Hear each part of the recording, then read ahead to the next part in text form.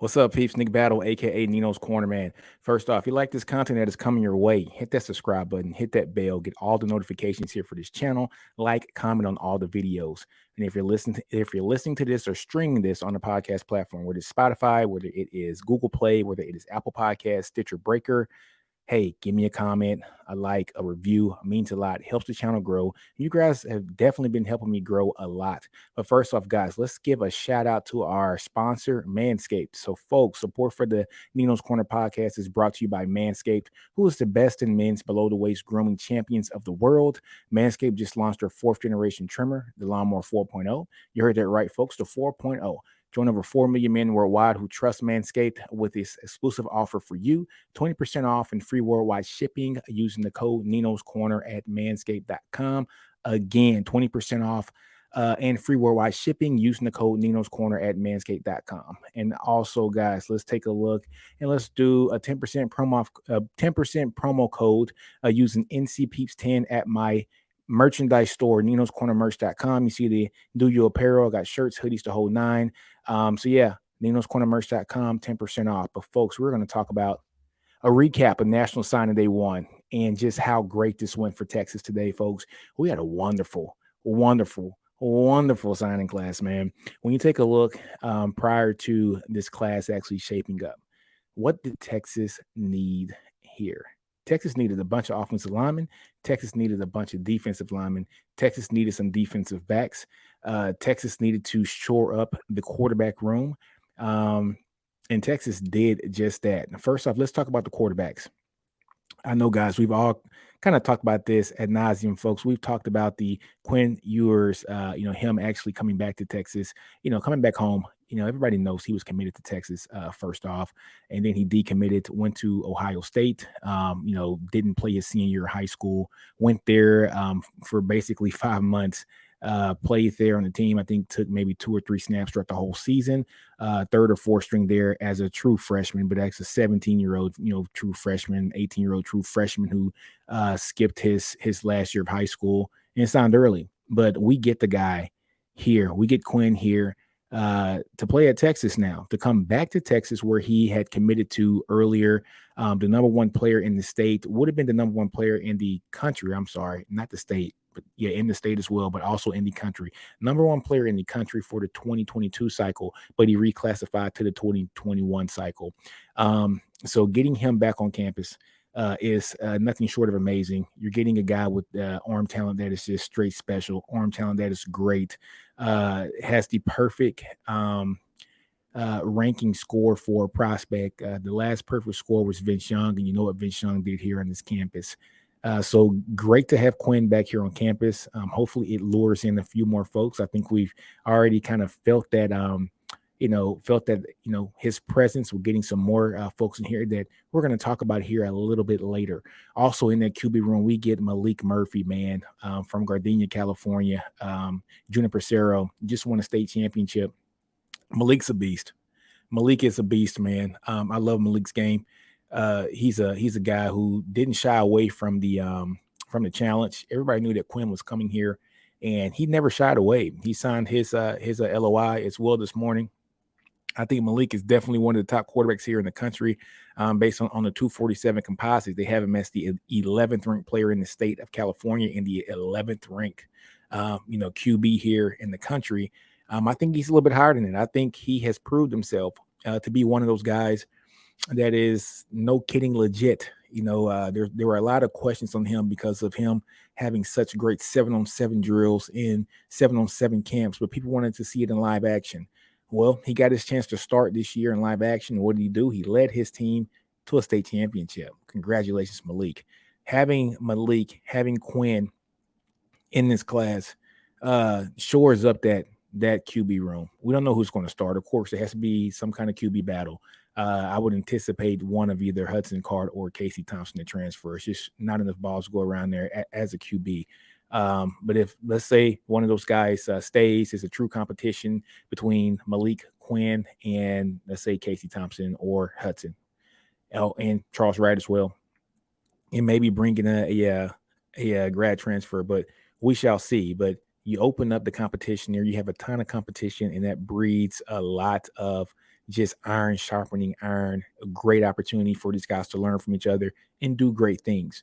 A lot of people want to say, well, you got two of the top quarterbacks here in the country in the same class with Malik and with Quinn. Yes, there are two top quarterbacks in the same class, but it actually helps out Malik. Let's go on the limb and say Quinn wins the job. Okay, let's say he just wins the job.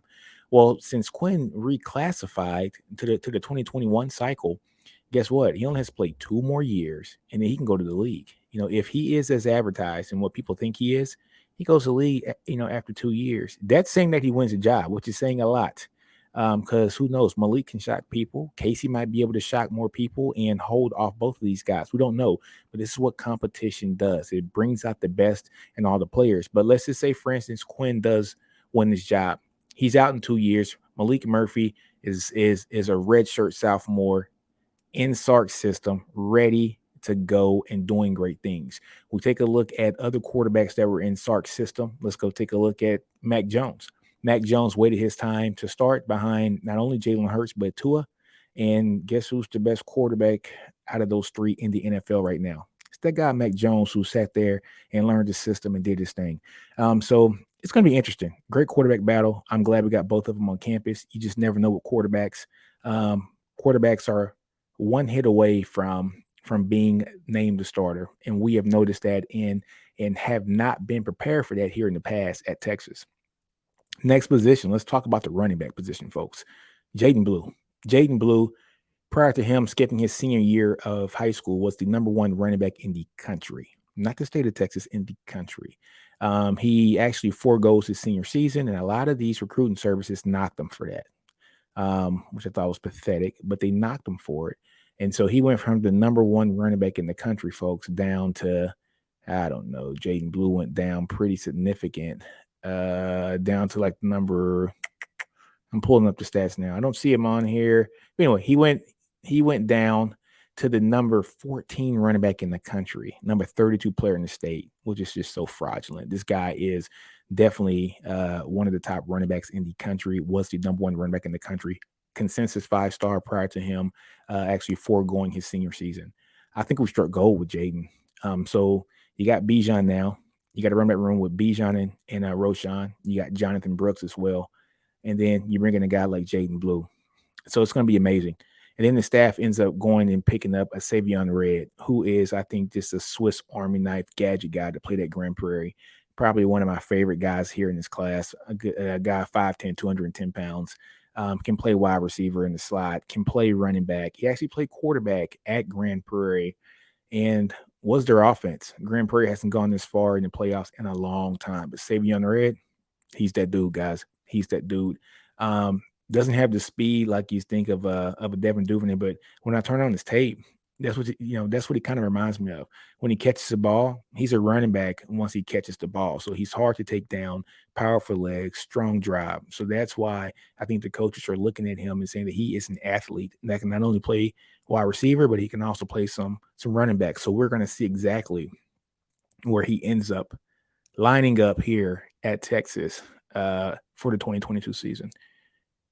Next position, wide receiver, and this is a position that I think that we need some folks. We need some bodies here. I think we got one of the best wide receivers in the country in Brendan Thompson, 5'10", 165-pounder from Spearman, Texas. Brendan Thompson's a speedster too. I think he ran a 10.3, 10.4, I think in the 100-meter dash. Very fast guy, verified track times too. So he's going to be a burner. He is the kind of wide receiver that Sark likes, an explosive guy. He likes guys with speed. He likes guys who can get yards after catch. He likes guys who have some kind of explosiveness to us. And we have seen that with Xavier Worthy. And I think we're going to see the same thing here with Brendan Thompson. But he is the quote unquote only wide receiver that we have in this class, unless they are looking at previously talked about Savion Red as a wide receiver as well. But we kind of missed out on a few guys, so Winfield, who was one of my favorite wide receivers here in the state. You guys know the bad guy, Armani Winfield. I love his game, but he ended up, actually choosing Baylor. So we don't have him here on this commitment list. However, we have somebody else who we just flipped from Oklahoma. Xavier Bryce, who's an athlete who can play either wide receiver or he can play defensive back. The guy's 6'1", 175 pounds, a lot of speed, a lot of speed. But we flipped him from Oklahoma today, so we don't know where he is going to play, where the coaches might want to play him. But I am hearing either wide receiver or defensive back. But he's a guy that can do some great things as well. So that's the wide receiver position in a nutshell. The only true wide receiver that we have here in this class is Brennan Thompson. And so hopefully we can get some more here in the portal or holding out for another wide receiver who hasn't signed his LOI yet. Hint, hint. So, well, I'm going to say hint, hint because I don't know anything about that. But wink, wink. Hopefully, let's just knock on wood on that one. Hopefully, somebody who hasn't signed their LOI who might be the best wide receiver here in the country. Next position, no tight ends. No tight ends for this class. We got Jared Wiley already on campus. We got Juan Davis. We got Sanders. We got Gunnar Helm. So we have enough. We have enough there at that position to where I think we can be good until the next cycle here in 2023. Now, we went through the quarterbacks, went through the running backs, went through the wide receivers, no tight ends. What's left on the offensive side of the ball, folks? The offensive line. And so we've talked about the offensive line here for a while. And somebody go give Cal Flood his roses right now. Cal Flood did his thing when it comes to recruiting the offensive line here. He brought in 6 guys this cycle, headlined by Kelvin Banks Jr., the number 1 tackle here in the country. So 247 has him ranked as the number 2 tackle in the country, number 15th player in the country nationally, number 4 player here in the state of Texas, 5-star guy, just freaking amazing. So Kelvin Banks Jr., decommitted from Oregon, comes here, but he's a guy that has the opportunity to be a day 1 starter. I mean, he has that kind of talent. So, you get Kelvin Banks Jr., you bring in after Kelvin Banks Jr., the next highest ranked guy, you got Neto Umeozulu. I got it right. Yeah. Neto Umeozulu. So we'll just call him Neto. Another interior offensive lineman who was very silent. Nobody knew what he was going to do. 6'4", 285-pound, offensive lineman who can play either guard or, right tackle. And he's a guy from Allen, Texas, which has been a stronghold for the Aggies, but we were able to get in there and poach him. And after him, guys, we got another offensive lineman, and we're going to go Malik Agbo, who just committed. He is from Todd Beamer, Federal Way, Washington area. Played tackle in high school, but might be a right tackle, interior offensive lineman as well. 6'6", 320-pound guy, man. 4-star guy as well. And then we got Cole Hudson, another 4-star guy from Frisco, Texas. Just nasty guy. I love watching this film. I watched it a couple times here lately. Really, really good player. Cameron Williams, another guy, 6'5", 6'6" or 7. I've seen some reports 6'5". I've seen some 6'7". 360 pounds. All right. He's a high 3-star guy. But he's a 3-star here on a 247 composite, but I've seen him 4 stars in some other, outlets. But this guy is a pound of clay, for Cal Flood, just to be able to mold somebody of this size into what he wants. There's 2 things that you can't teach folks: size and speed. And Cam Williams has a bunch of size, and he is very athletic. You got a guy who's 6'7", 360 pounds who can dunk a basketball as well. So he's somebody who is explosive for his size, somebody who's very athletic.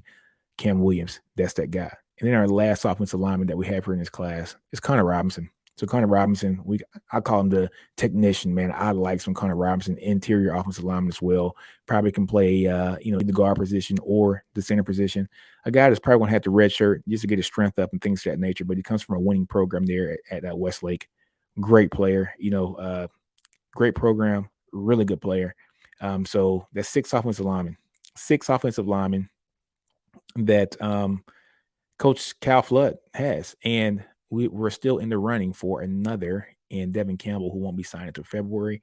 And that is a race that he just released today, an edit that shows his top 2 are us in Oklahoma. And we shall see who wins that battle. Hopefully it's us. And if you pull 7 offensive linemen here in this class, you're talking about a complete overhaul. But even if we only pull the 6, when you go back and look at the last 5 years, 18 scholarship commitments, including transfers, the last 5 years here at Texas football when it comes to offensive linemen. We got 6 this class so far. 6 is a third of what we pulled in the entire 5 years in the previous regime, and the transition class as well. So 18 commitments on the line is horrible for a 5-year span. We just got 6 today, so we're on the right track. You see what Coach Sarkeesian and Coach Flood are actually doing here, building up the trenches, especially on the offensive line. The offense goes as well as the offensive line goes. When your quarterback doesn't have enough time, and we've seen that this year. We have seen that this year. Or Casey and Hudson didn't have enough time. Plays couldn't get made down the field to make those explosive plays because we just didn't have time to throw the ball. And so you get to shore up this line, and you have the opportunity for your quarterback to make some plays down the field and have some big uglies that are going to be ready to play in the SEC here in the next couple of years. You see what they're doing. You see exactly what they're doing. All right, let's go transition to the defensive side of the ball, folks. So let's go back end in to the interior. We need a lot of DBs. We're going to have a lot of attrition here at DB. Okay, I think Schooler is gone because of eligibility. I think he's out of here. BJ Foster, transfer portal. Chris Adamar, transfer portal. Josh Thompson, he is gone also to the draft. And so we are returning Jade Baron, Darren Thompson. I'm not saying Darren. Jaron Thompson, Darian Don, Jameson, Anthony Cook. But who else? I'm missing some people. Cuffy. Is it Cuffy? Yeah, JD Cuffy, Coffee, and a few others. But in saying that, we needed more cornerbacks. We needed some safeties here in this class, and we got that. And we got a flip today from Terrence Brooks, who's one of the top cornerbacks here in the country. 5'11", 190-pound guy, was committed to Ohio State for quite some time now, and we flipped him today. This was something that I was not expecting. I don't think anybody that was tracking this program was expecting. So this tells you that this coaching staff knows what they're doing. Just looking at some of his interviews, he said that he knew he was coming to Texas about 2 weeks ago. So this coaching staff kept it under wraps, and that was something that was awesome to see. Terrence Brooks, one of the top defensive backs, one of the top cornerbacks here in the country, signed here and flipped from Ohio State over to Texas. And that's great for this program because we need cornerbacks. And cornerbacks are a position. Cornerbacks and safeties are a position where these guys can play early, if you're talented. Go and look at some of the programs across the country. Alabama plays freshman DBs all the time. So does Georgia. So Keely Ringo, he's starting as a freshman there at Georgia, and he's doing some good things as well. You got Terrence Brooks. Next guy on line, we got a safety in Brian Allen Jr. I love Brian Allen Jr.'s game. Very versatile guy. I've seen him on his tape drop down in the slot as well, to cover slot receivers as well. Just a nice size safety, around 6 foot, 6'1", about 190 pounds or so. One of the top safeties in the country. I think the number 10th ranked, safety here in the country. He's a beast. Another great guy for us to have here in the secondary. We keep going down and we look at some of the other cornerbacks we got. Jalen Gilbo, from Port Arthur, Texas, another cornerback. This kid has the body that looks physically ready to go to NFL right now. He's about 6 foot tall, man, about 180 pounds. That's what we have him listed, but he looks a lot bigger than 180 pounds. Good frame on him, about a mid 4-star guy. One of the top cornerbacks here in the state. I think about the number 28 player here in our state, guys. But he's a guy that you need cornerbacks. You got one here in Jalen Gilbo. Very physical guy as well. So you need those kind of guys here. And it's just good to see him back on the squad. Everybody knows that he was committed to us, and then he decommitted and actually committed to TCU, and then decommitted from TCU and came back to us. So came into the good guys. Next defensive back here on the team, guys, Austin Jordan. Guy has been kind of silent. He's a nice size safety. He's very versatile as well. Safety or cornerback, 6 foot, 190 pounds, man. Nice size for the kid. Another 4-star guy, number 39 player here in the state of Texas. Austin Jordan, another versatile guy who can probably play both positions. And then if we go down some more and look at some other cornerbacks and safeties that we have, I think the only one that we have left, we talked about Xavier and Bryce. Don't know if the coaching staff is going to play him in the, as a wide receiver or as a defensive back, but we shall see on that. And then the last one is Champ Lewis, man. Champ Lewis out of New Orleans, man. It's a Warren Eastern. Nice size kid, 6'1", 170. Very versatile kid as well. He can play cornerback. He can play safety as well. Looks like they're going to have him actually blue shirt, and basically he'll be here on campus this year coming up, and have a scholarship for the next year in 2023. That's what some of the boards are saying. But Champ is a very talented guy, and anytime you get some talent down there in New Orleans in the Baton Rouge area, man, that's some good talent down there. And I think his team was actually in the running for the state championship. I think they just got knocked out this past weekend. I could be wrong, but he's a very talented, very versatile guy as well. One thing that we didn't really get here is linebacker, and so that's one position that I thought Texas kind of missed on is getting the interior linebackers here for this class. Seems like the coaching staff is very high on Jalen Ford and Benda. We got, our favorite guy here on defense, Marvin Overshawn. So Agent Zero, he's coming back here, for another season. But we got him. We got Blackwell as well. We got, like I say, Jalen Ford, Benda. So we have some numbers there. Could use some more depth. Maybe that's a position that we can possibly get on the second signing day or in the transfer portal. Let's take another look at the edge players. So, well, let's classify the edge and the defensive line all in one. All right. This is the last piece of the podcast here. One thing that Texas had to do is shore up the lines, and we know that they did a great job of doing that on the offensive line. Now it's to the defensive line, and Texas did one amazing job on the defensive side of the ball, like getting defensive linemen like Jere Bledsoe, 6'4", 275-pound kid out of Marlin, Texas. I think he's enrolling early as well. I don't think he played too much his senior year. I think he basically had to get his grades right and things, and he graduated early. So kudos to him, and he's coming into, I think, as an early enrollee here. So you get a kid like him who's motivated in the classroom to get his stuff straight, and he's signing up early here for Texas as an early enrollee. Just shows the dedication that the kid wants to be a Longhorn. The kid wants to play.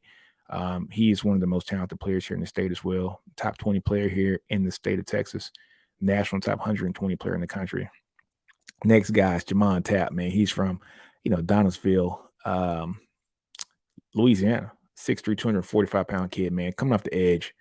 A mid 4-star guy, number 11 player in the state of Louisiana. And we talk about guys who come from Louisiana. That's my state. I'm from Louisiana, folks. Louisiana, one thing that people don't realize, 89 active players on the roster that were born in the state of Louisiana. Not on the roster, but on our roster in the NFL. Guys, Louisiana accounts for something like 1.2% or 1.3% of the population here in the United States. They account for almost a team and a half of the 32 teams in the NFL. Think about that for a minute. The players that are in the NFL that are from the state of Louisiana, there's enough players to account for almost 2 teams, 89 players. That's a lot of players. So it's a lot of talent, untapped talent, no pun intended, Jamon Tapp. But a lot of untapped talent down there. And these guys can ball, man. So I'm excited to see him. And he got the grill too, man. Hey, shout out Tap for that grill, man. And he got the top and the bottom. And he let that like his whole grill is permanent. And if that grill is permanent, yeah, that's true Louisiana. Next guy on the list from the line, Justice Finkley, man. One of my favorite players in this class. 6'2", 255, 260-pound kid, man, from Trussville, Alabama. And Books and Paul. All right. So Books and Ball, that's kind of his motto. Smart kid, wants to be a neurosurgeon or a plastic surgeon. That's what he said today on his interview with Orange Bloods. But very smart kid, man. Very violent and physical kid too in the field. Don't let his smartness fool you. Just kicking ball, man. Love his tape, love his game. And he has great parents too. His parents always are someone, his mother's one of the most vocal parents here when it comes to Texas football, and they bleed burnt orange. So good to see families who also take on that role too of being Longhorns for life as well. So shout out to Mama Finkley. Next defensive lineman that we're going to talk about here, folks, is Christopher Ross, man. I think he actually won the Houston Defensive Player of the Year. So the greatest Houston Defensive Player of the Year this past week. Another interior lineman, 6'3", 280 pounds. You can line him up everywhere. Very physical, very, very big, frame to put on some more weight also. So, I mean, just an awesome player. I think, you know, Bo Davis and Coach PK did a great job of actually shoring up the line here. Look at that, add another edge player here in Derek Brown. I was probably going to play that outside linebacker, put some weight on. He'll probably be about 230, 240 after a couple of years here in the program. Probably our number one recruiter here. Shout out to Derek Brown for all the recruiting, all the IG lives, getting players to come here. He is our number one recruiter. Awesome job by Derek Brown, man. But all that aside, he's a hell of a player too. From Texarkana, Texas. Texas High. You guys know I'm from Shreveport. I got family down in Vivian and Rodessa and North Cattle area, and that's right next to Texarkana. So a lot of good balls played there, and he's one of the shining stars out there as well. And then we'll look at Aaron Bryan out of South Haven, Mississippi. A guy that a lot of schools wanted in the in the SEC, and so he ends up coming and signing with Texas. And you're talking about an awesome player, man, awesome player. Glad to have him here on the squad as well. Another 4-star guy, number 7 ranked player in the state of Mississippi. And then Zach Swanson, man, Zach Swanson, defensive lineman out of Arizona, 6'4", 255-pound kid, another 4-star guy as well, number 5 ranked player in the state of Arizona. So just size, and more size, a lot of versatility here on the defensive line. And then we had our flip. Man, Ethan Burke, edge player, he's from Westlake. He was committed to Michigan and flipped this morning over to Texas. And he flipped to Texas, and we ended up losing Aaron Jones, I think, not Aaron Jones. What's the kid's name? I think it was Aaron Jones. But Jones ended up signing with Oregon, and we got Ethan Burke. Ethan Burke's a guy who was a world-class, I think, lacrosse player as well. 6'7", 230-pound, kid who can probably put on some more weight as well, 250 pounds, and be that guy that can keep his speed and agility and just be a monster. So I think when it comes to the defensive line, I think that's pretty much it. And I had a mistake, folks. Linebacker, we did have a linebacker, Travell Johnson. How can I forget? Travell Johnson coming out of Martin, out of Arlington, Texas, man. The typical Big 12 size linebacker, 6'1", 200 pounds, a guy that can go sideline to sideline. And that's not just the Big 12 either. You're starting to see that a lot in the SEC as well, because the offenses are so much more, advanced now. And it's moving sideline to sideline and getting the ball out of your hands quick. So you can't have that 245, 250-pound linebacker anymore, because they will just get lost in space. And you've seen that transition not only in the Big 12, but you've seen it in the top teams around the country as well. Nick Saban has done that as well. You've seen how his linebackers went from maulers, big guys in the middle, to his middle linebackers 230, and like 230 might be tops for some of those guys, because they got to go sideline to sideline to keep that speed. And Johnson is one of those guys. And of course, we got a long snapper guys in Lance St. Louis, and a kicker in Will Stone, who's the number 3 kicker in the country. And that's pretty much it, man. That is the class. And so drop a like, drop a comment, man. Appreciate it. National Signing Day 1 is out of the books, man. We had a great class. And just happy to see that this class come together. This team can recruit their butts off. This coaching staff can recruit, and it's good to see them recruit and do great things here on the campus. But on that note, guys, man, I'm out of here, man. Do you, man. Don't be afraid to fail. Outgrow your environment. Understand your brilliance. NinosCorner. I'm out.